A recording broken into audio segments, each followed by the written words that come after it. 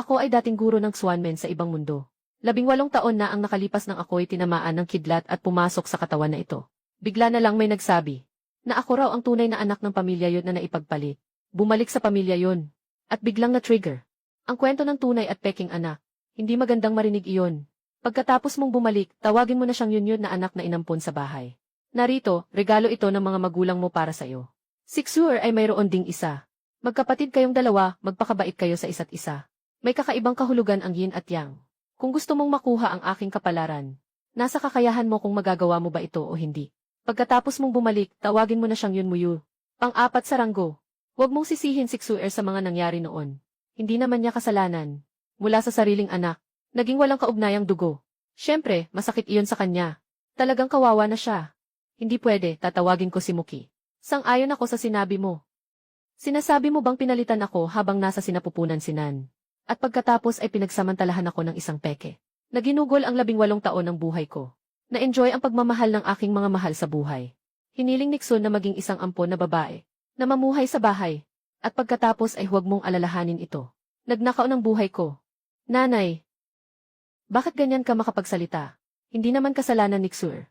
Bakit mo siya sinisisi? Talaga namang parang isang magaspang na babae sa bukirin. Tama ka naman. Ikaw. Babayaran ka namin sa lahat ng iyong pinagdaanan. Kung ayaw mong magpalit ng pangalan, huwag na lang. Nakikita namin ang hindi mo pagsang-ayon kay Xuer. Kakabalik mo pa lang, marami ng gulo. Talagang nakakainis ka. Naayos na nitya ang kwarto mo. Matulog ka na dyan. Miyembro ng Muki. Dapat sana isayo ang kwarto ko. Ngunit nasanay na ako. Kung hindi, baka ikaw ang magdusa. Si Ihihi, napakabait ng ugali. Siguradong hindi ka magagalit sa akin, di ba? Xuer, ikaw na ang nakatira dito. Talagang nakasaad na pagbalik niya, lahat ay dapat niyang angkinin. Napaka-arte, Defi. C.A. Gishai. Kung may kailangan ka, sabihin mo lang sa nanay. Ate, kung may kailangan ka dito sa bahay, sabihin mo lang sa amin. Huwag kang mag-atubiling. Sister Xu, epektibo ba talaga ang bracelet na binigay sa iyo ng master mo? Hindi ka pa rin ba nagtitiwala sa kakayahan ng tatay at ng master mo? Sabi niya kung kaya, kaya talaga. Ngunit mayroon tayong ibang plano. O si Xuer ay mag-aalaga sa mga alalahanin ng tatay. Ako ay anak ng pamilya yun. Siyempre, kailangan kong alagaan ang mga magulang ko. Mew Mew, kumusta ang iyong pagtukla sa pamilya? Mew Mew, hindi ito maganda. Bakit ka nandito? Kung hindi ako dumating para tingnan ka, baka magalit ang mga kapatid mo. Nasa labas ka lang at nagdurusa. Sobrang liit naman ng kwartong ito. Mas maliit pa kaysa sa laundry room sa bahay. Kakatapos ko lang dumaan sa tabi. Mas malaki ang ibang kwarto. Kung ikukumpara sa iba, talagang paboritong-paborito ang pamilya ni Miao Miao yun. Ay naku, Xiao Hei, huwag kang mag-alala. Pero hindi ito tungkol sa maliit na bagay. Ang tungkol dito ay napakalaki ng usapin ng Feng Shui. Sino ang gumawa ng banayad na pormasyon? Kalat-kalat at walang kwenta. Sa harap mo, para kang nagtuturo ng baril sa isang kilalang eksperto. Anong magandang araw ngayon? Nag-live stream ang host. Sa wakas, sa buhay ko, nakasaksi ako. Ano ang gusto ng host na gawin ngayon? Maganda ang mood ngayon. Magbigay ng benepisyo, gumawa ng mabuti. Para sa mga makakakuha, maari bang tulungan mo ako sa isang bagay? Guro, talagang may kailangan akong hilingin. Ang aking asawa ay simula noong nakaraang buwan. Ay bigla na lamang pumayat ng walang dahilan. Kahit na siya ay gising, hindi siya makapagsalita. Naghanap ako ng napakaraming doktor. Pati na rin ng iba't ibang guro. Pero wala ni isa ang nakapagpagaling sa aking asawa. Kung magagawan ako ng paraan ng guro upang gumaling ang aking asawa.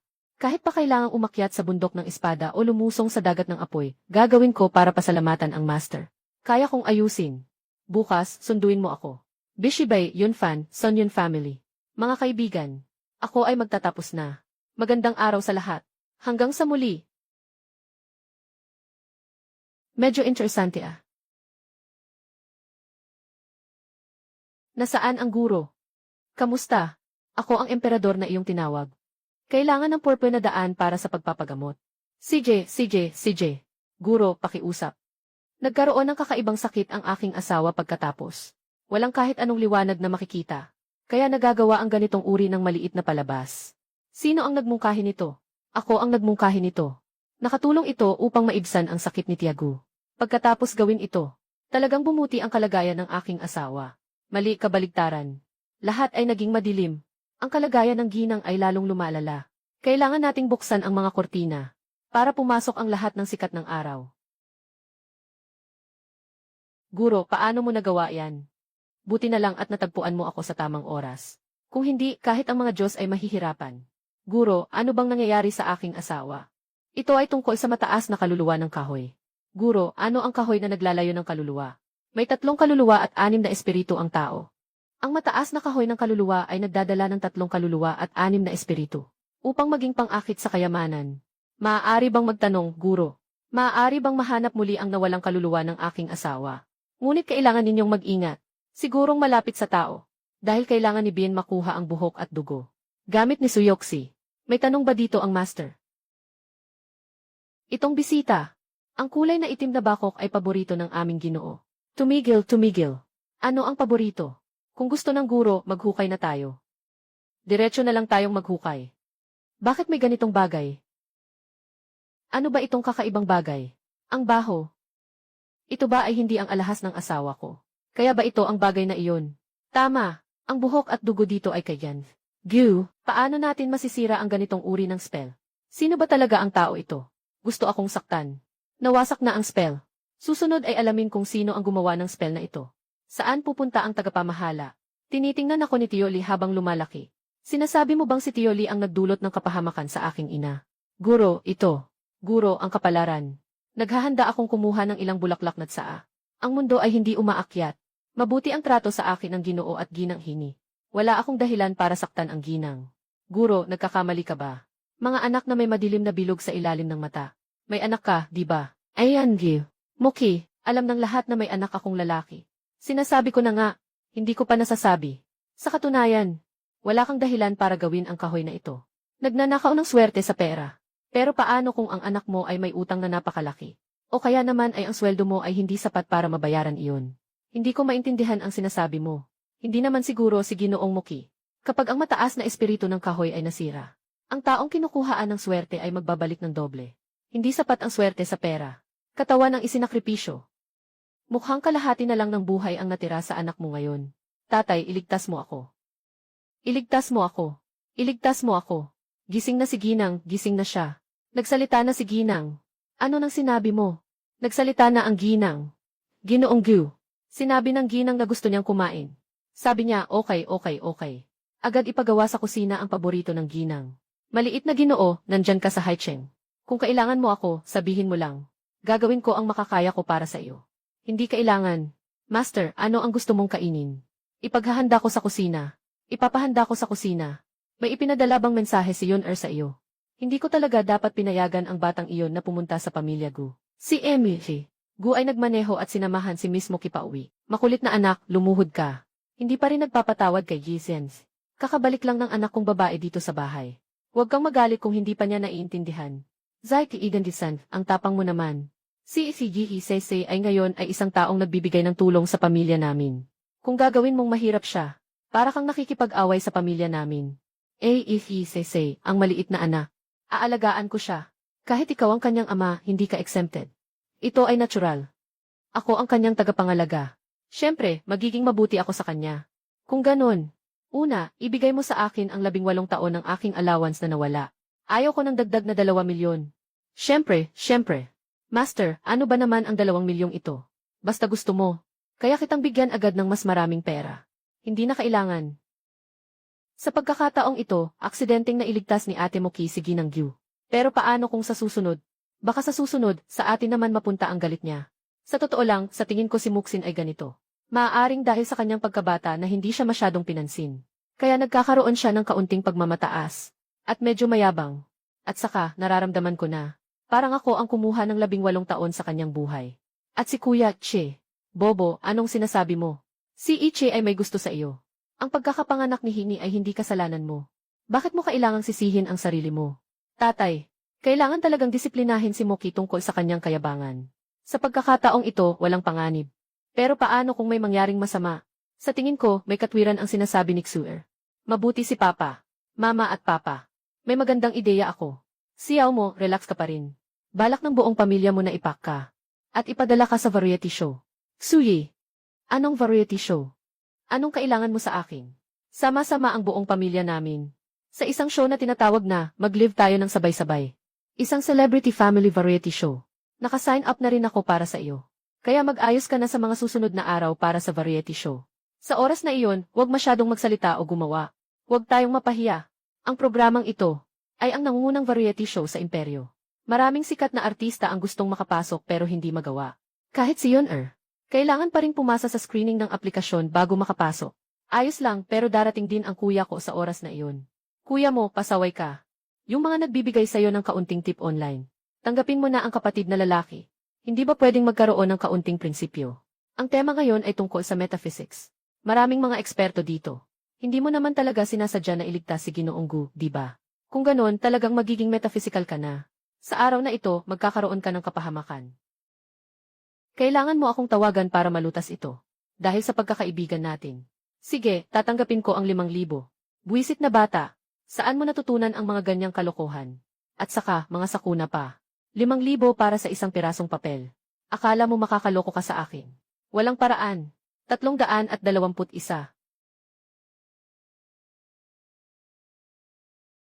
Tingnan mo. Sabi ko na magkakaroon ng masamang kapalaran. Hindi ka naman naniwala. Madilim ang iyong kapalaran. Magkakaroon ka pa ng mas maraming problema. Ngunit, ngayon ay 100,000 na ang halaga. Bumili ka ba? Ito ang iyong mga kalokohan. Maaga mong inayos ang florera. Gumawa ng mga maliit na mekanismo at magpanggap na multo. Kaya maliit, maniniwala ba ako? Sinasabi ko sa iyo, huwag mag-imbento ng mga ganitong kalokohan. Maging tapat ka lang. Hindi pa kumakain ng almusal siksiyaw ko. Ang Mama Pin ay isang palabas lang naman. Nabaliw ka na, ikaw ang aming munting prinsesa. Siyempre, dapat mong pahalagahan ang iyong karera. Ate, sadyang nagpaalam ako para makabalik para sa iyo. Salamat, kuya. Salamat, kuya. Talagang pinarangalan siguro yun, Muksoy. Narinig ko na bagong ampon ang pamilya yun ng isang anak na babae. Bakit hindi natin siya nakita ngayon? Si Muki, natutulog pa ng mahimbing kanina. Sanay akong magising ng maaga para mag-yoga. Siguro ay natutulog pa siya ngayon. Pupuntahan ko siya para gisingin. Muki, ang aga mong nagising ngayon. Palagi akong maagang gumising. Nagsimula na ba ang recording ng variety show? Ang talino mo, Xiao Muki. Ang tuso talaga ni Yun Muksoy. May namatay ba kamakailan? Isang taong malapit sa'yo. Medyo matanda na. Nakalimutan kong sabihin sa lahat. Ang kapatid kong babae ay isang manghuhula. Kinjay, bakit hindi mo siya papaghuhulan? Tama, ako ay isang dalubhasa sa lupa. Mukhang may seryosong problema ka. Inirerekomenda kong humingi ka ng tulong sa akin. Muki Jiabin, baka nagkamali ka. Lumaki ako sa pangangalaga ng lola ko. Mayroon tayong isang kamag-anak na ito. Ngayon ay 79 na taong gulang na siya. Pero matatag pa rin. Hindi ako nagkakamali. Matagal nang pumanaw ang iyong lola. At ang nasa tabi mo ngayon, ay hindi mo lola. Sinasabi mong wala na ang lola ko. Pero buhay pa ang lola ko. Tatawag ako kay Xing ngayon. Hindi ba't sinabihan na kita na huwag makialam? Isinasawalang bahala mo ba ang sinasabi ko? Pasensya na, mga kaibigan. Kakabalik lang ng kapatid kong inampon mula sa nayon. Wala siyang alam. Humingi ka ng tawad agad. Mabait na apo. Mabait na bata. Bakit ngayon ka lang tumawag kay lola? Wala lang, si lola lang ang tumawag. Kakatapos ko lang tumingin. Medyo delikado na ang sitwasyon ngayon. Mas mabuti sigurong lumayo ka dyan. Hindi siya tao. Kapatid na si Tanki. Huwag ka nang magsalita ng walang kwenta. Isipin na lang nating tapos na ito. Hindi naman ako nagkamali. Bakit ako magsusorry? May lakas ka bang makipagsansa sa akin? Kung matatalo ka, humalik ka sa lupa at magsorry kay Kinjay. Sige, tatanggapin ko na. Pero kung matalo ka, kailangan mong yumuko at humingi ng tawad sa akin. Kuya Black, medyo maganda ang palabas ngayon. Paano nila nagawang pagsama-samahin ang napakaraming taong hindi malinis? Hindi ba't maganda iyon? Maganda nga, di ba? Kaya mayroon ka ng mapaglalaruan. Sige na, mga kaibigan. Kailangan nating pumunta sa lugar ng programa para makipagkita sa ibang mga bisita at magpakilala. Magandang araw, ako si Muki. Isa akong geologist. Ano ba ang geologist? Erfigon, ano ba ang geologist? Erfigon, hindi ko pa narinig yan. Kaya't paki-explain, Muki, kung ano ito. Ano ang Dishay? Sa tamang salita, Fulu. Paghuli ng multo. Formula. Kailangan maging bihasa sa lahat para matawag na Dishay. Narinig ko nakakasimula lang ng programa. Naka-encounter ng sitwasyon ang ating si Muki. Ngayon ay makikipag-ugnayan tayo kay Yan. Kin, hindi ko maintindihan. Bakit sinabi ni Muki na ang lola ko ay 3 na? Ngunit ayon sa video, lahat ay mukhang natutuklasan. Wala talagang 3 lola ko. Ayos na ayos ang kalusugan niya. Hindi ba't pupunta ka para sunduin ang lola mo? Malalaman mo rin ang katotohanan agad. Ang ginagawa ninyo, parang pinapadala si Ate Kin para sa tatlo. Sinabi ko na, matagal nang patay ang lola niya. Ngayon, ang nakasuot ng balat ng lola Kin ay isang bagay na tinatawag na indupo. Ano ang hindupo? At Muki, huwag mo akong takutin. Ito ang pinakakinatatakutan ko. Huwag kang matakot, si Kuya Xuer ang magpoprotekta sa'yo. Basta huwag mo nang isipin ang marami.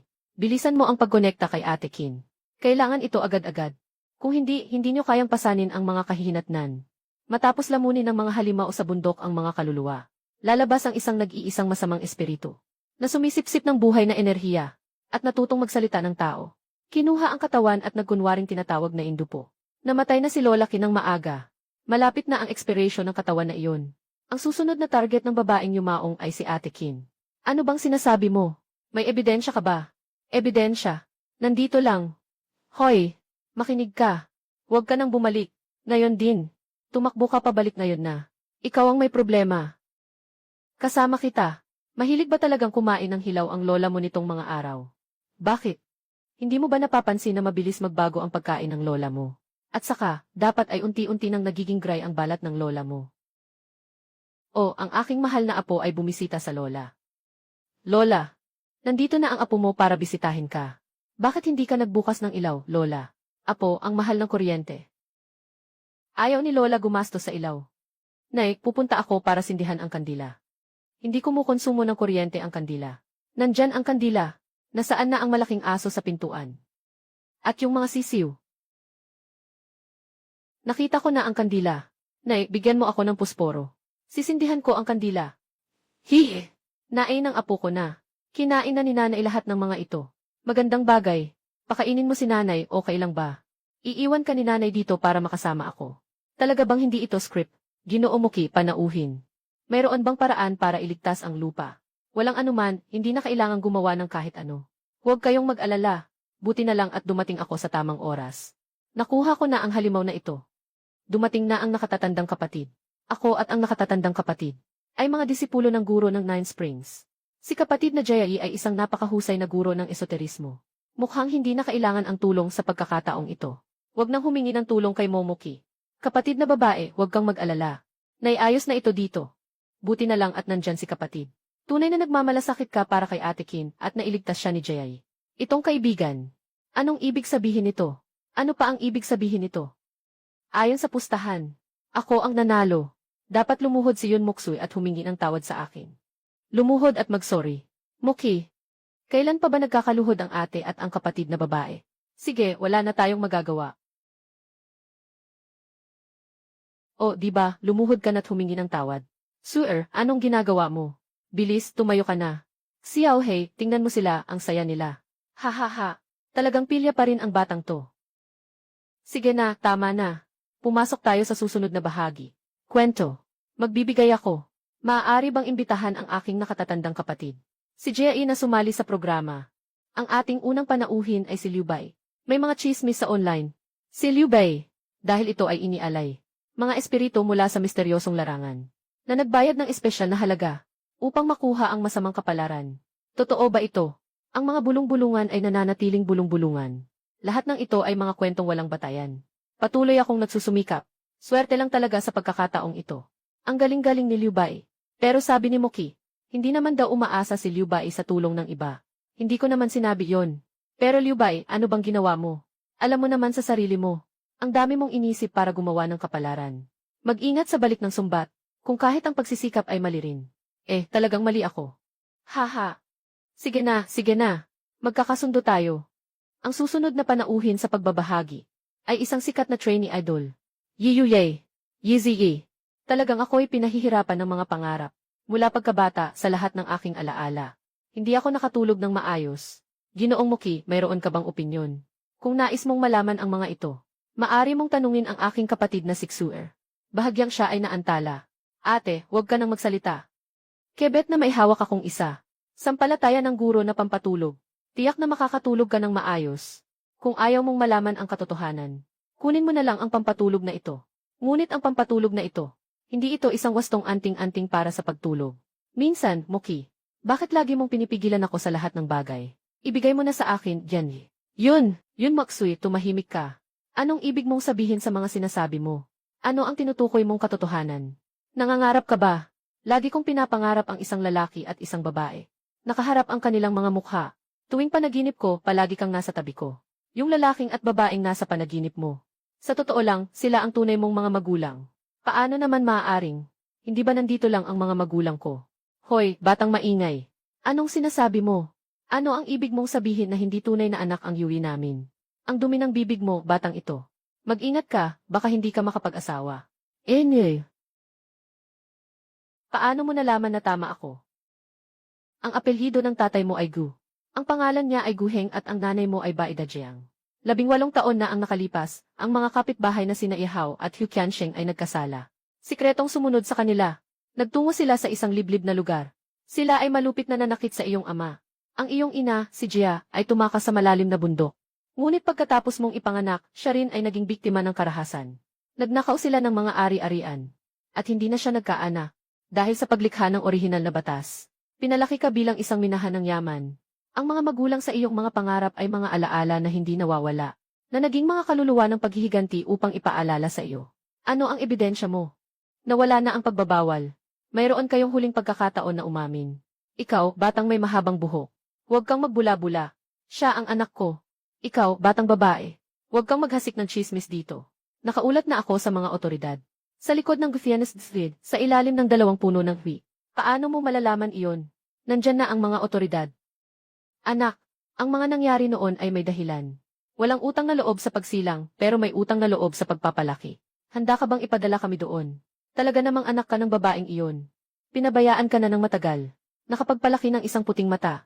Sila talaga ang dapat sisihin. Hindi kayo ang mga magulang ko. Kayo ang mga salarin. Pinatay ko kayo. Para sa paghihiganti ng mga magulang ko. Hoy, wag mo akong hawakan. Gusto kong tapusin sila. May kabayaran ang mabuti at masama kung makikipaglaban ka sa kanila. Ano na ang mangyayari sa hinaharap mo? Tunay bang nais ng iyong mga magulang na makita kang nagsasakripisyo para sa ibang tao? Gagawin ba nila ang lahat para sa iyo? Gusto mong makita ang iyong mga magulang? Lumapit ka na sa akin mamaya.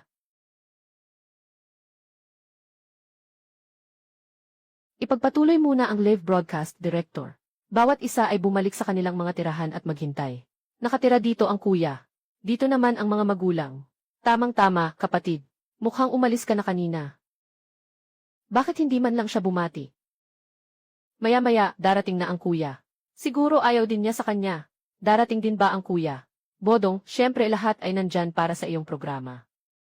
Nakita mo ba ang live stream ngayon? Sigurado ka ba? Talagang gumana sa kanya ang ritual ng pagpapalit ng kapalaran at pag-iwas sa malas. Huwag ka nang mag-alala, kapatid na babae. Ang ritual na ito ay personal na isinagawa ni Master mismo. Ang 7 sumpa ng pagpapalit ng kapalaran. Kapag tumira ka sa kwarto, agad nagagana ang ritual. Hindi abuti ng kalahating taon. Magkakaroon siya ng kamatayan dahil sa malas. Mapipinsala at mamamatay.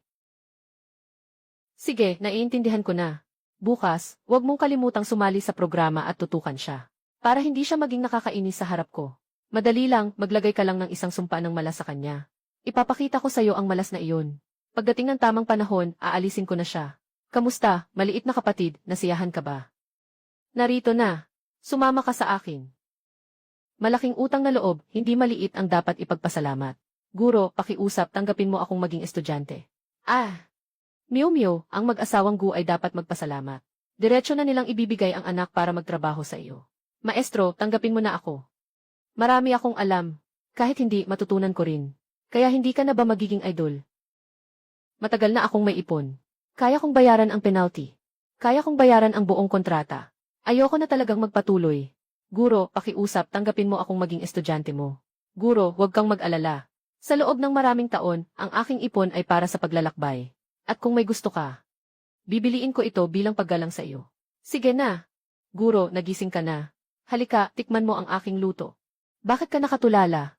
Kumain ka na, ang tagal mo nang nagtatrabaho. CJ. Diyos ko, si Muki at si Yui. Ano nang ginagawa niyo dito?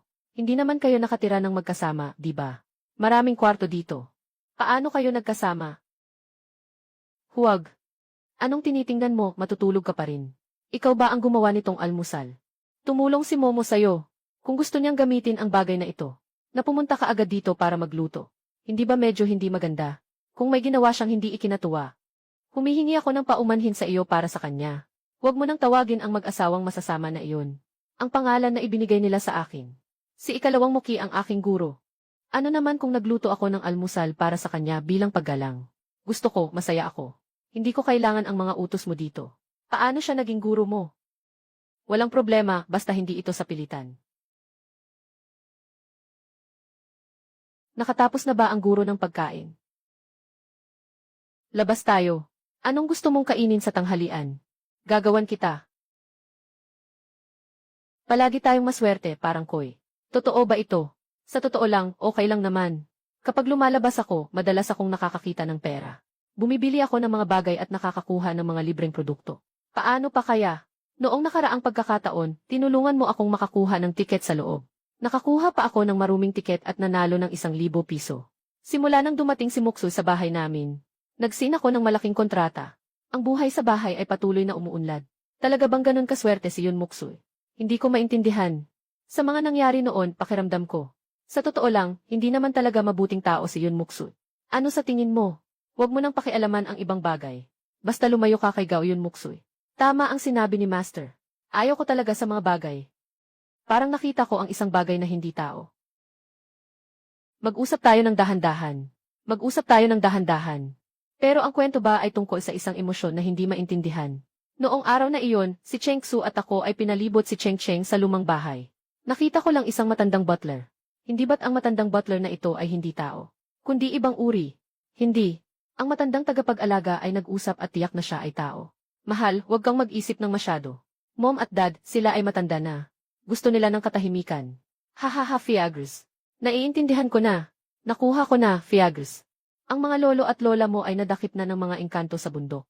Pasensya na. Nagbibiro lang ako. Ginoot ginang, ituloy niyo lang po. Paggabi na, naririnig ko ang tunog ng isang malaking reptile. Nang tumingin ako pabalik, nakita ko ang isang higanting alupihan. Sa pinakatuktok nito ay may mukha, na hindi iba kundi mukha ng aking biyenan.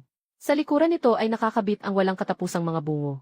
Mahal, isa lamang iyon sa isang masamang panaginip.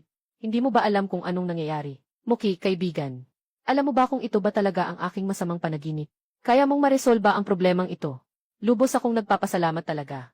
Kaya, ano ang opinyon ni Eijing Mimi? Huwag magmadali, kailangan ko lang makita ang bagay na iyon. Sinasabi mo ba na ang halimaw na iyon ay totoo? Hindi ito isang bangungot na ginawa ko, tama ba? Gilgi, maliit na sutil. Ang kalagayan ni Denzi ay hindi maganda. Sana'y maging maingat ka sa iyong pagsasalita. Iefli, ano bang alam niya? Bata pa at walang alam. Ako ay tao ng Swanmen. Ako ay tao ng Yanmen. Siyempre, hindi ko kayang tiisin ang mga mapanlinlang na tao. Sinasabi mo bang ako'y nandaraya? Kung gayon, sabihin mo ang iyong pananaw. Ha. Tanggapin natin ang ating guro Jayai. Ayan, Gil. Sinanyu, may posibilidad na mangyari ang mga pangarap. Ngunit sa katotohanan, talagang umiiral ang ganitong bagay sa realidad. Ang bagay na ito ay tinatawag na tao-ulo na sentipede.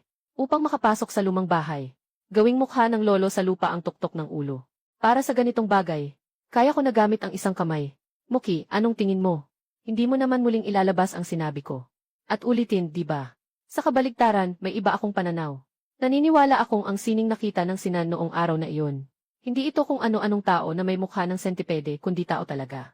Impossible. Paano magiging tao ang ganitong nakakatakot na halimaw? Totoo at hindi totoo, mahirap malaman. Anong tingin mo, Cheng Guangsheng? Kung totoo nga, paano magiging tao iyon? Talagang walang antas si Miss Muki. Ganito, magpustahan tayo. Sige, ano naman ang ipupusta natin ngayon? Pustahan natin kung alin talaga. Ang mukhang tao na sentipede o tao. Ang matatalo, tataho lang 3 beses na parang aso. Tapos, sisigaw sa entablado ng 3 beses, ako ay sinungaling. Ano sa tingin mo? Sure, parang hindi yata maganda yan. Ang taong ito na ipinasa ng guro ay may masamang balak sa iyo. Huwag kang tatanggap ha. Ate Tanki. Huwag kang padalos-dalos. Nakatayo na ang pustahan. Huwag ka namang magbago ng isip. Sasali ako at tiyak na hindi ako magsisisi. Ayon sa proseso, dapat ay pumasok na tayo sa susunod na bahagi ng programa. Bukas na ang malaking pintuan ng lumang tahanan ng Cheng. Dahil masyadong malaki ang tahanan, mas mabuting magbuo ng mga grupo para sa live streaming. Bobotohan ng mga manonood ang pinakapopular na grupo. Pwede ba akong makasama sa inyo?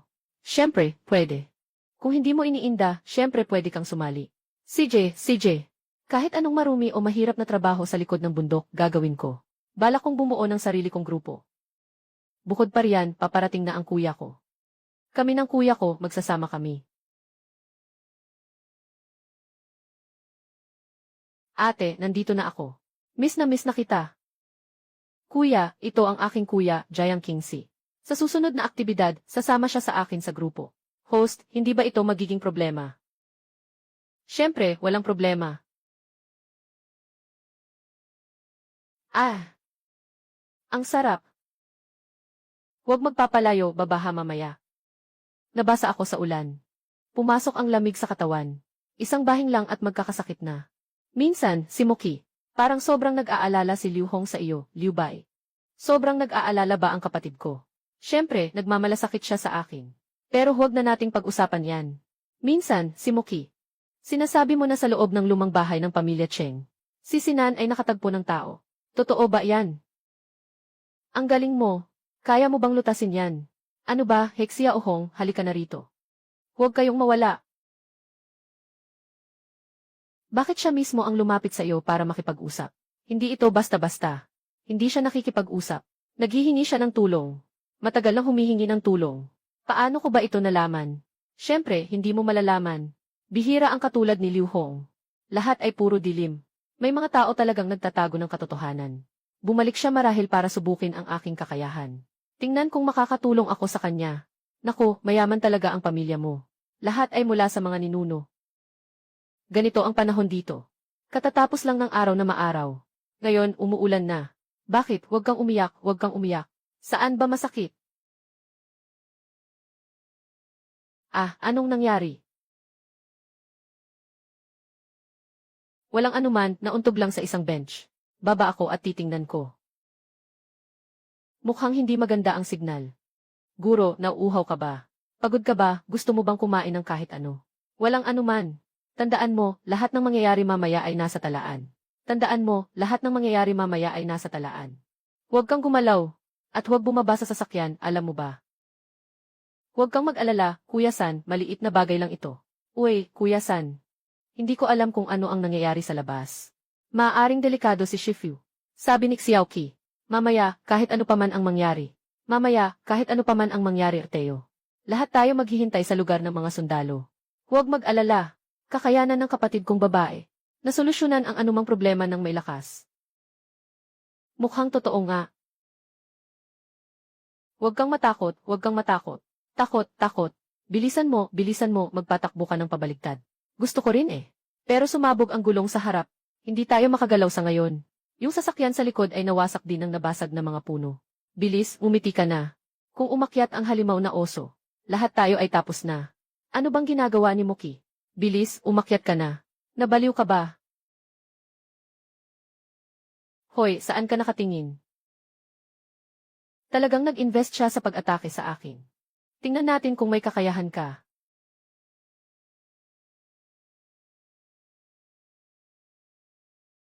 Sige na, wag na kayong tumawag. Baka matakot ang tao. Ayos na, tapos na. Sige na. Uwi na. Talaga, nakakatakot ang ganitong sitwasyon. Pero hindi naman ganun katakot. Ito ay inatake ng isang tao gamit ang spell ng pagmamay-ari ng mga hayop. Napakalakas ng higanteng anino. Maligayang pagdating sa aking tahanan. Pakiusap, isara ang inyong mga cellphone. Ilagay ito sa kahoy na lalagyan sa aking tabi. Bakit kailangan ipasa ang cellphone? Paano ako mabubuhay ng walang cellphone? Pasensya na, mga kaibigan. Huwag mag-alala. May mga kamera sa bahay. Hoy, Xiao Moki. Bakit hindi mo ako sinasabi ng kahit ano? Ano ba ang nakita mo? Itong lumang bahay ng Cheng, ang ayos nito. Ang Feng Shui nito ay kilalang-kilala bilang lugar ng pagtipon ng mga espiritu. Bakit may mga buhay na tao na gustong manirahan sa lugar ng mga espiritu? Hindi ba't ito ay nakakasama? Maliban na lang kung mga patay na. Tanga, si Xiao Hei. Kailan ko sinabi iyon? Na si Giangi, Cheng at si Ginoong Cheng ay hindi na mga buhay. Ano ang sinasabi mo? Huwag kalimutan na hindi natin nakita si Ginoong Cheng ngayon. Tingnan mo, isa na namang desperadong hakbang. Ang tinignan kong kapalaran ay para kay Ginoong Cheng. Isa na siyang taong malapit ng mamatay. Ang bilis ng pagkasira ng kanyang katawan. Hindi lang basta nakatayo ang pamilya Cheng sa lugar ng pag-ipon ng enerhiya. Naglagay pa sila ng espesyal na harang sa tubig. Mas lalo nitong pinalakas ang negatibong enerhiya. Talagang magandang lugar ito para magpalakas ng init. Naku, si Xiaohong ay nagtatampo at tumakbo palabas. Kailangan natin siyang mahanap muli. Dalawa kayo, isang grupo. Pupunta tayo para hanapin si Liu Hong. Shifu, gusto kong maging kasama ka. Liu Hong. Nasaan ka? Shifu, ano ang tinuro mo sa akin na natutunan ko sa aking master? Unang-una, pamilyarhin mo ang mga bagay na ibinigay sa iyo. Nakapag-aral ka na ba? Hindi pa.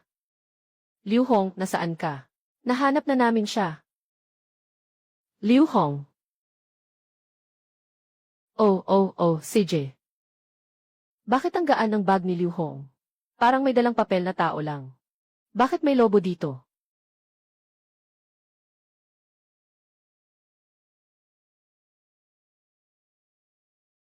Yung tawag ni Shifu, pakiramdam ko pamilyar.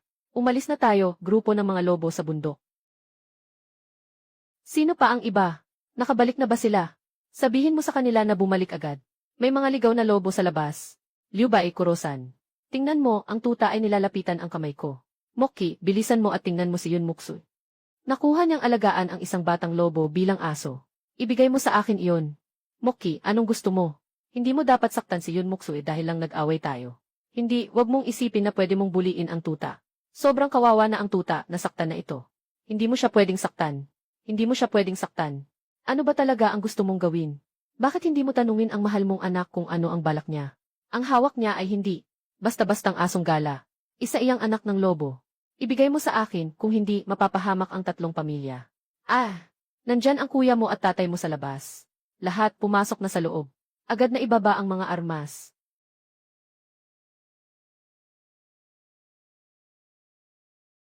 Anong gagawin natin, guro? Dalhin mo muna si Ate Liu Hong. Ki, lalabas ako para hanapin ang mga kuya ko. Pumasok ka sa loob at isara ang pinto. Ang galing-galing ko ba, Xiao mo Ki? Ikaw ang pinakamagaling. Pero ngayon kailangan ko nang hanapin sila. Sa likod mo.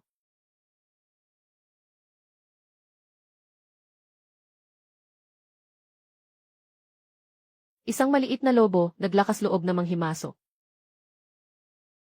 Hoy, ayos ka lang ba? Kung kaya mong iligtas ang kuya mo, bakit hindi ka dumating agad? Nasugatan na ng ganito. Siyempre, kontento ka na. Halika, tulungan mo akong buhatin ang kuya mo. Hoy, linawin mo ito. Dumating na ang lobo. Si Hong Kuan ay dahil sa iyong mahal na anak na si Yun Muksu, na dinala ang kanilang lobo. Kung hindi sana nagkaroon ng ganito. Ikalawang kuya, bakit ka nasaktan? Pasensya na, kasalanan ko ito. Kung hindi dahil sa akin, hindi ka sana nasaktan. Si Xiao Xiang ay isang ligaw na tuta. May karapatan ang lahat na huminto sa programa. Kailangan ng paggamot sa ihi. Siyempre, pwede rin tayong magpatuloy sa palabas. Ngunit kapag nagpasya tayong ipagpatuloy, ano man ang mangyari, dapat ipagpatuloy ang bahaging ito ng palabas. Kumusta ka, kuya? Kung okay ka pa, magpatuloy na tayo sa palabas. Pasensya na, kuya. Ako ang masyadong nagmamadali. Kamakailan, maraming tao sa ibabaw ng bundok ang nag-aalala sa akin. Pinili kong ipagpatuloy ang programa. Hindi ko dapat ipagpaliban ang lahat dahil sa akin. Huwag kang mag-alala, Muyan. Nagsalita na ako sa tagapangalaga para humingi ng doktor. Bakit hindi natin gawing entablado ang loob ng bakuran? Hindi ba't ang mga lobo ang pinaka natatakot sa apoy? Pupunta rin ako kay Moki, ate. Maaari ka bang sumama sa akin? May gusto ka bang sabihin sa akin? O gusto mo bang iligtas kita? Dapat ba kitang tawaging Liu Hongku? Dapat ba kitang tawaging Liu Hongji? O si Juan na nagdadala ng swerte? Paano mo nalaman? Dahil alam mo na. Bakit hindi mo ako tinulungan? Gusto mo pa bang saktan ako? Naging malinis na daloy ka na. Hindi ba't ikaw mismo ang nagpasya na gawin ito? Hindi, ayaw ko rin. Sadyang hindi ganito ang simula. Dahil sa iyo, nasaktan ako. Niloko mo ako. Nandito ako para humingi ng tulong mo. Gusto mo bang makipag-away pa sa akin? Naging masama ang kapalaran ko. Hindi ba't ikaw mismo ang pumayag dito? Hindi, ayaw ko rin naman. Hindi naman ganito ang simula. Sinaktan ako ni Jia. Niloko niya ako. Nandito ako para humingi ng tulong mo. Palaging ayaw ni Liu Bai na magkita tayong dalawa ng mag-isa. Natatakot siya na humingi ako ng tulong sa'yo. Ngunit sa huli, ikaw pa rin ang dapat magpasya. Sa huli, nais ko na ikaw ang gumawa ng desisyon. Nagkamali ka rin. Hindi basta-basta ang halaga nito. Nais mo na bang isipin ito? Kung naisip mo na, pakitulungan mo ako. Ano man ang halaga, handa akong gawin. Ayaw ko nang maging tagapaghatid ng kapalaran. Sister Liu Bai, magandang pagkakataon ito. Pumunta ka na at tingnan mo. Sana magbukas na ang grupo ni Liu Hong. Sana tumaas na ang presyo ni Liu Hong. Anak, anong pinapapunta mo? Bakit ka pa matapang na humingi kay Moki na tumulong sa'yo? Bakit ka na naman bumalik? Pinilit ako. Ikaw ang nagdulot sa akin ng kapahamakan. At ginawa mo pa akong baboy na pinagsasama-sama ang mga masasamang espiritu. Maaaring pagod na ang kapatid kong babae. Nagkasundo na kami. Walang dapat ipag-alala ang lahat. Ano nang nangyari, may something ba sa mukha ko? Ano ang ibig sabihin ng Liu Bai Qinyuan Zuan Yungi? Bakit mo pinatay ang kapatid mong babae? At ninakaw ang aking kapalaran? Narinig namin ang lahat, Liu Bai. Ano ang pinag-uusapan ninyo? Kakatapos ko lang magbasa ng script. Bola-bola lang. Kif Jaan, naririnig ko ng malinaw. Dingote, naririnig ko ng malinaw. Dingsot, si Liu Ruoyun ay nag-resign na noong nakaraang buwan. Si Liu Ruoyun ay nag-resign na noong nakaraang buwan. Ogsot, si Liu Ruoyun ay nag-resign na noong nakaraang buwan. Hindi ako naniniwala na may iba pang kwento na dapat sabihin. Isang yumaong tao. Nakareport na kami. Darating na si Tito Hat. Alam na ng lahat, ate. At ano naman kung ganun? Anong masama kung may nasaktan ako? Hey, masyadong walang kwenta naman kung sasaktan mo ako. Sabi mo walang tumulong sa iyo. Paano naman ang kapatid mong babae? Noong una, siya ay talagang tumulong sa iyo. Pati ang buhay niya ay isinakripisyo. Iyon ay dapat niyang gawin. Ako ang pagmamalaki ng pamilya. Siya ay tahimik. Dapat siyang magsakripisyo. Tapos na ang usapan dito. Dapat mo na ring tuparin ang iyong pangako. Hindi, anong balak mo? Salamat. Hindi ka pwedeng umalis. Paano natin ito haharapin? Huwag kang mag-alala, tingnan natin. Lumabas na ang pulang buwan.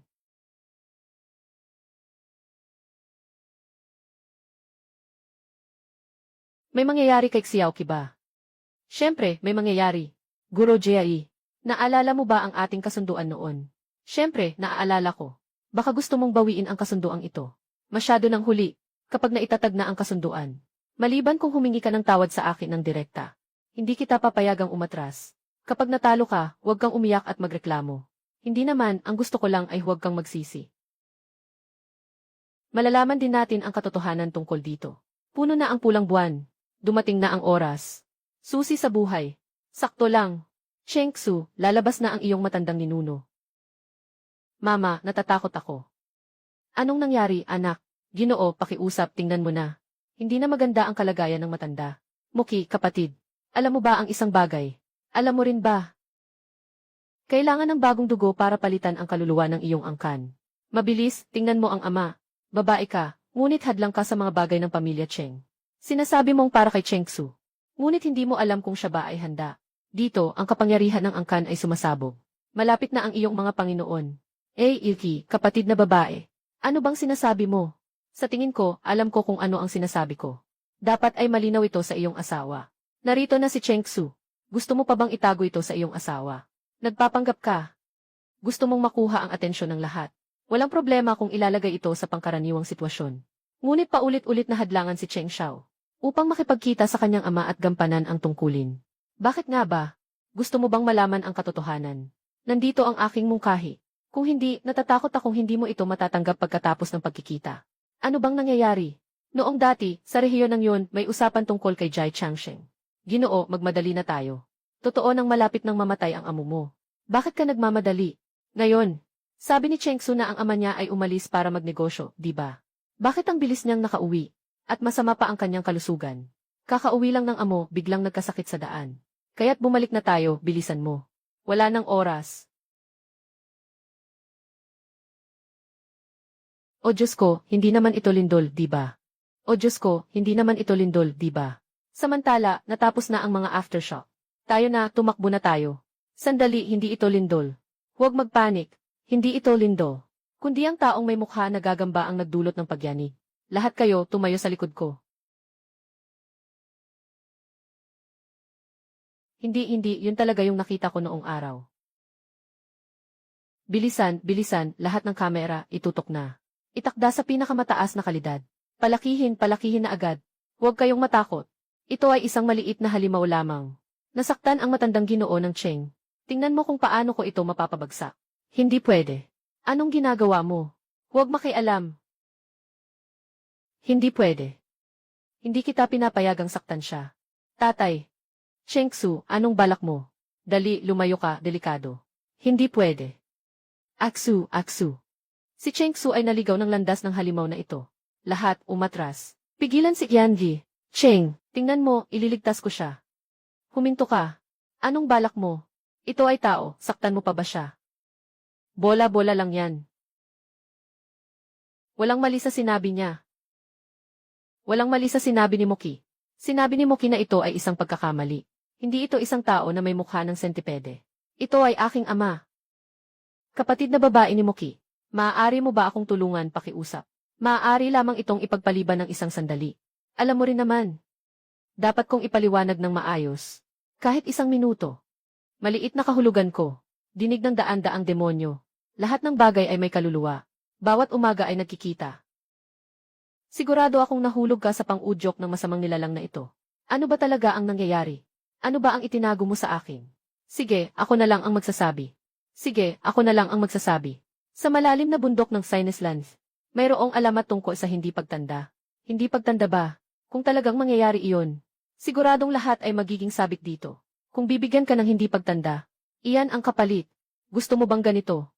Ang walang hanggan ay nangangailangan ng pamana ng dugo. Ate si Nanyu, buntis ka, di ba? Paano mo nalaman? Iyan ang dahilan kung bakit hindi ka tinatanggap ng mga magulang ni Cheng Su noon. Iyan ang dahilan kung bakit hindi gusto ng mga magulang mo si Cheng Cheng. Dahil si Cheng Cheng ay isang batang babae. Aking anak, ayaw kong dalhin ang nakakasukang kapalaran. Noong una, iniisip ko rin ito tulad mo. Ngunit kalaunan, sumuko rin ako. Hindi akma kay Cheng Cheng. Dito ka na kay Mama. Cheng Su. Ikaw, gusto mo rin bang maging katulad ng tatay mo? Hanggang ngayon, hindi ko masabi sa'yo ito. Dahil nasaktan ka. Alam ko na dala ko ang kapalarang ito. Dapat sana ay hindi ako makasarili, magmahal, magpakasal, at magkaanak ng normal. Pero hanggang makilala kita, si lolo niya ay sumali sa amin. Maging walang katapusan ang buhay. Anak, bilisan mo dito. Si Zhan ay malapit ng hindi makayanan. Kaya nga kailangan nating magmadali pabalik. Sa pagkain ngayong gabi, siguradong may mga gamot para makatulog, di ba? Ngunit sa kasamaang palad, nagkaroon ng aksidente. Walang nakatulog. Si Yuki, kapatid na babae. Nakita mo ang gamot para matulungan kang makatulog. Bakit hindi mo ito sinabi sa amin? Ang gamot na ito ay para mas mapabuti pa ang pagtulog natin. Tama. Ako, bilang miyembro ng Cheng pamilya, ay talaga namang nag-aalaga sa monster na ito. Nakakatawa rin siguro kung ilalabas ko ito. Inay, anak, ang hirap ng pinagdadaanan mo. Kailangan mong dalhin ang kapalaran na ito.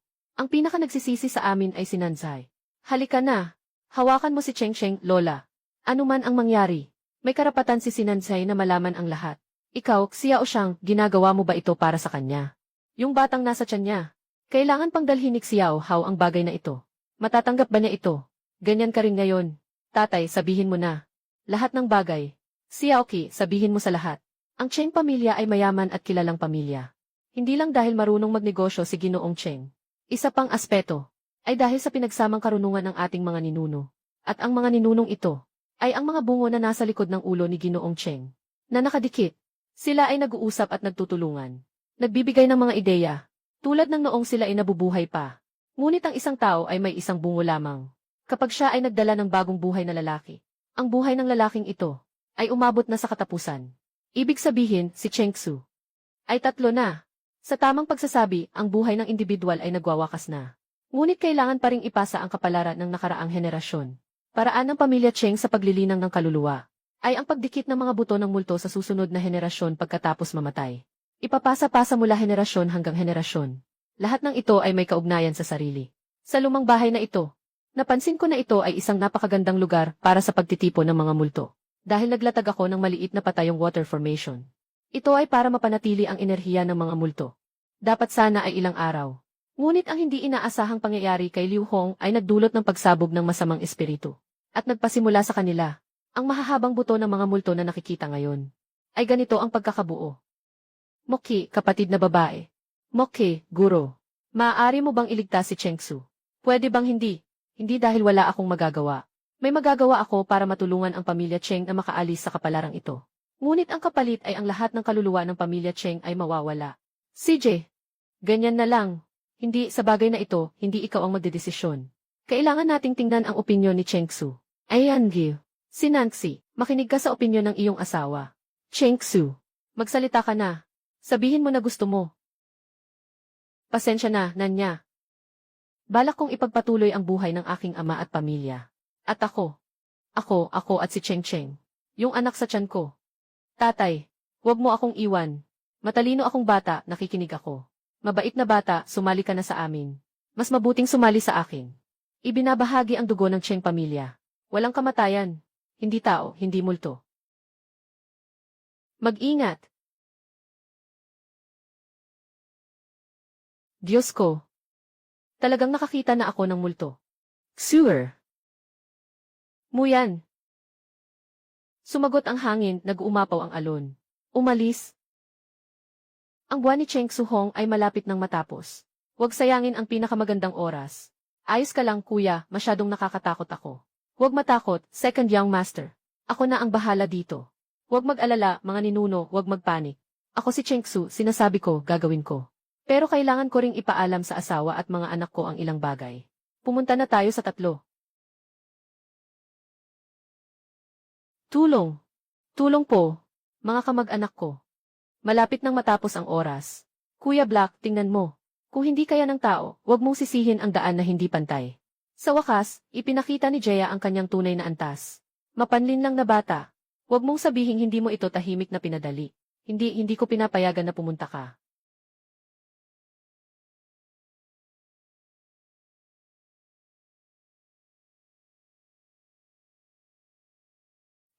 Oh, sobrang nakakadiri. Magsimula. Nawasak ang water information mula sa lahat ng direksyon.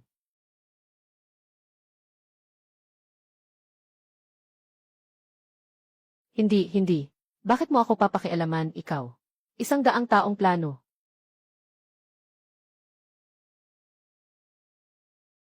CJ. Cheng Su. Ano ba talaga ang nangyari? Sa tingin niya, siya ang dapat magtapos dito. Ikinalulungkot kong hindi makasama kayo at ng mga bata. Sana'y mabuhay kayo ng maayos, mga bata. Saan nanggaling ang pusa? Saan ka pupunta? Nagmamadali ako. Ginoong Jia, hindi ba dapat nating tuparin ang ating pustahan? Mali ang aking pagkakaintindi. Humihingi ako ng tawad, aalis na ako sa palabas. Sandali, Ginoong Jia, parang may nakalimutan ka. Kapag natalo, 3 beses akong tatahol na parang aso. 3 beses akong sisigaw na ako ay isang sinungaling. Hindi na ako muling manlilinlang. Sa tingin ko, siguro Jayai, hindi naman siguro hindi tutuparin ang pangako, di ba? Ako ay isang sinungaling. Hindi na ako lalabas para manlinlang muli. Narinig na namin, Ginoong Jaya, narinig na namin. Hindi na kailangang sumigaw ng ganito. Medyo nakakahiya naman. Ay naku. Nahuli ako. Hindi ko alam kung saan galing ang makapangyarihan. Talagang nakakamangha. Bigla niyang sinira ang maliit na tubig na ito. Nabasag talaga ang pader ng tubig na ito. Gaano nakatagal mula nang mangyari ito? Ito ay 100 taong pader. Nabasag ito sa loob lamang ng isang araw, ay naku. Oh, si Tang Dafu. Ang tinutukoy mo ba ay ang batang babae na si Muki? Kamakailan lang, siya ay talagang umarangkada sa programa. Sobrang galing. Batang babae. Napakabata. Nanawasak ang maliit na anyong tubig na ito. Hindi naman ito gawa ng programa, di ba? Ito mismo ang programa. Tingnan mo mismo. Diyos ko. Ang batang ito ay talagang isang henyo at kakaibang nilalang. Nakakabahala. Maliwanag na ikaw ay isang mainit na bituin na bumagsak sa mundo. Dapat sana ay walang pagkakataon sa pag-ibig. Bakit parang, ikaw at itong si Muki na maliit na diyosa, ay may koneksyon? Ginoong Tang, ginamit mo na ang salitang ito ng 800 beses. Hindi totoo ang sinasabi ko ngayon. Naisip ni Bo, na ang kapatid ni Miss Muki, ay si Goj Tianwang, Jiang Qingxi. Ang kapatid ni Miss Muki ay sobrang galing. Kung sakaling may hindi ka masaya, sabihin mo agad kay Kuya San, okay? Huwag kang mag-alala, Jiang Daming. Si Muki ay anak ko. Tiyak na aalagaan ko siya ng mabuti. Lumuhod ka.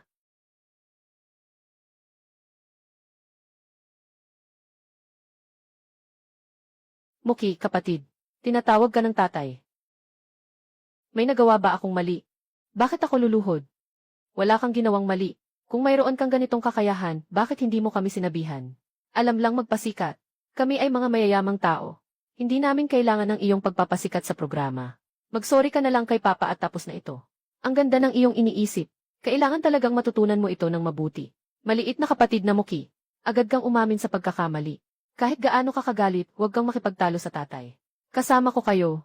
Itong dalawang pustahan, ako ba ang nagpasimula? Ako ba ang pumilit kay Yun Muksui at Jae na magpustahan? Hindi ninyo ito pinigilan dahil sa tingin ninyo matatalo ako. Gusto ninyong makita akong mabigo. Ate, ikaw, bakit mo naman iniisip ng ganito ang mga magulang natin? Huwag mo silang bigyan ng pagkain sa loob ng 2 araw. Hanggang sa matuto na siya. Masyado kang mahigpit. Sabi ng tatay. Hanggang sa umamin ka sa pagkakamali mo, saka ka lang makakakain. Naiintindihan ko. Itong matandang ito ay naku, binilinan kanyang magpahuli. Ganito lang. Kaya niya akong ikulong. Tama. Miu Miu Muki. Ang dami palang followers sa Weibo mo. Hindi ko rin alam. Siguro galing lang sa palabas yun. Ha. Walang sinabi si Muki na maliit at magaspang. Hindi ba't sinasabi na siya ay galing sa kanayunan? Paano siya nagkaroon ng kapatid na superstar? Impossible iyon. Nawala ng fans ang aking mga tagahanga. Paano ko malalaman na iyon ay isang ligaw na lobo? Nakakainis. Hindi niyo ba makita na mabuti ang intensyon ko na iligtas ang isang munting aso? Sikson ay mailiubay. Sino ang nakakaalam na gumagamit siya ng masamang mahika para makapanakit? Mo. Si Muki ay medyo magulo. Magandang umaga. Oo, magandang umaga, magandang umaga. Magandang umaga. Kailangan niyo ba ng tulong ko? Pasensya na. Hindi ko kailangan ang tulong mo. Magpakilala ako. Ako ay isang dalubhasa sa lupa. Kamakailan lang. May naramdaman ka bang kakaibang amoy na nagmumula sa isang espesyal na pinagmulan? At madalas ka bang nakakaranas ng mga insekto? Napakaraming uri ng mga insekto ng mga paru-paro. Sino ka at anong pamilya ka galing? Ito si Xiaoqiu. Bueno, lumayo ka sa amin, Sheng. Ano ang sinabi mo sa kanya, Xinyi? Bata pa, pero hindi natututo ng mabuti. Lumabas at manloko.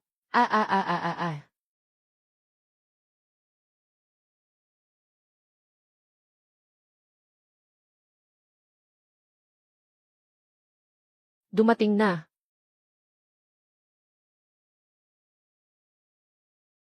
Alam mo na lahat. Gusto ko yung mga kliyenteng nakikipagtulungan. CJ, Master No. Pito, may paraan ka bang alam? Talagang hindi tama ang mga bagay na ito. Nadapuan ka ng halimaw ng kagandahan. Kailangan niya ng isang malusog na katawan. Ganito na ba talaga? May isang uri ng insekto sa loob mo. Ang anak na insekto ay 3 uri. Agad itong mararamdaman ng ina. Kapag namatay ang anak na insekto, magiging labis na balisa ang ina. Huwag kang makipag-isa kay Yuxin.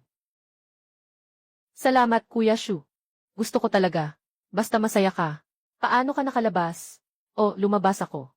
Ito ang tunay na anak na babae na kumakalat online. Talagang magalang si Bo. Minsan, kapatid na si Ki. Tingnan mo ang bagong bag na ibinigay sa akin ni Kuya Che. Ito ay disenyo ni Master Lasham. Sabi nila, sobrang hirap makuha. Naiintindihan ko na. Miyang Muki, yung suot mong damit ay peke Nixin, di ba? Sa tingin mo, peke ito. Alam ko lahat ng gawa ni Master Lasham. Maliban dito sa suot mo. Pek, wag mo nang isuot, nakakahiya. Pasensya na. Ito ay dinisenyo ng isang master para sa akin. Private order. Ikaw lang ang master. Ang pamilya ng Pina ay gumagawa ng private order na disenyo. Ang Pina ay gumagawa ng custom na disenyo para sa kanyang pamilya. Siya ang kuya ko. Mukhang nababaliw ka. Jing. Nandito ako para imbitahan kayo. Na dumalo sa kasal ng kuya ko. CJ, darating ako sa tamang oras. Hoy, hindi kita inimbita. Inanyayahan ako ng kapatid mo ng personal. Nasaan si Muki, ang maliit na masungit? Nandito ako bilang kinatawan ng aking Panginoon para kunin si Muki. Para dumalo sa kanyang handog na salu-salo. Ayan, Gil. Muki. Saan ka nagmula? Tao, itapon niyo ang taong ito.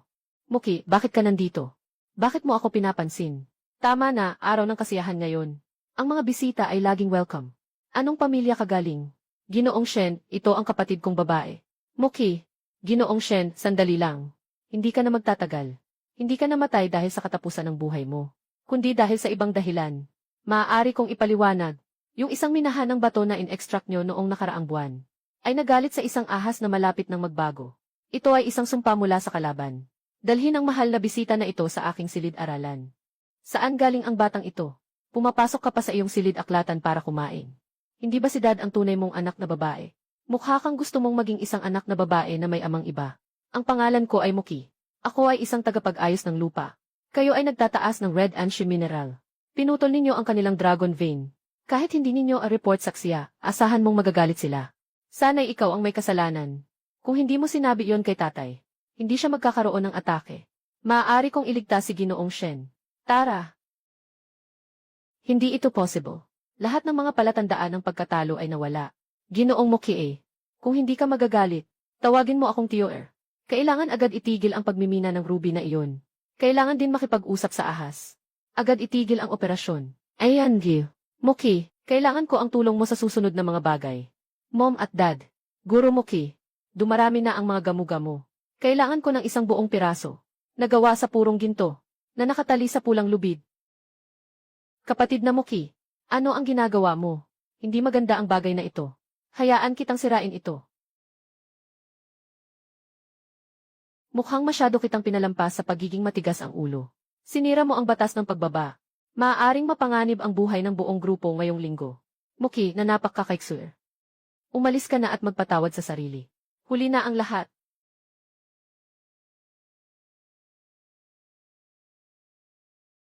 Naging malabo na ang paligid na saan si Moki. Sixwexu ang matabang babae. Sixwexu ang matabang babae. Kakainin ko ang sustansya mo. Huwag kang lumapit. Pasensya na, Xiao Jing. Sixui ang mataba. Tulungan mo ako.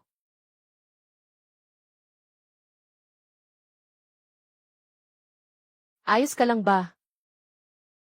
Moki, mabangis. Huwag mo akong iwan. Maliit na itim. Pakawalan mo ako. Maging isa tayo. Maging aking sustansya. Araw-araw na apoy. Pumunta. Maging mabait ka at hayaan mo akong kunin ang inang uod mula sa iyong katawan. Ah!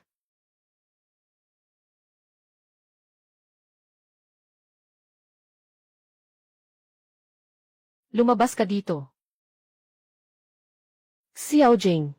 Masyado nang sanay si Moki na magsinungaling. Tumahimik ka. Tungkol sa pagharang mo sa akin. Hindi ko pa naayos ang mga bayarin ko. Nakakainis.